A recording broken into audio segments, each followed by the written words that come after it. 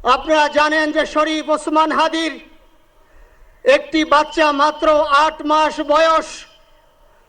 ওর বাচ্চা যখন জন্ম হয়েছে আমাকে বলেছেন, ভাই আমার বাচ্চার জন্য একটি নাম নির্বাচন করেন, যেই নামের মধ্যে বিপ্লবী চেতনা থাকবে। আমার সন্তানের জন্য একটি নাম নির্বাচন করেন, যেই নামটা সাহসিকতার পরিচয় বহন করবে। আমি অনেক যাচাই বাছাই করে ওর সন্তানের নাম দিয়েছিলাম ফিরিনাস, বিপ্লবী এবং সাহসী। আজকের ওর সন্তানের চেহারার দিকে তাকানো যায় না।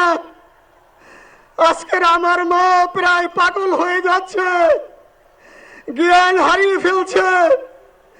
আমার ভাই বোন তারা পাগল হয়ে যাচ্ছে। আমার 6 ভাই বোনের মধ্যে সবচেয়ে ছোট ছিল শরীফ ওসমান হাদি। আজকের তার লাশ আমার কাঁধে বহন করতে হচ্ছে। ওর সন্তান মাত্র 8 মাস বয়স। গতকালকে যখন ওর কাছে নিয়ে আসছে, সবাই বাবাকে দেখাবে ওসমান হাদিকে। আমি বললাম কি লাভ হবে, ও তো কোনোদিন ওর বাবার চেহারা কথা বলতে পারবে না। ওর ছেলে আর কোনোদিন জানবে না যে আমার বাবা কেমন ছিল।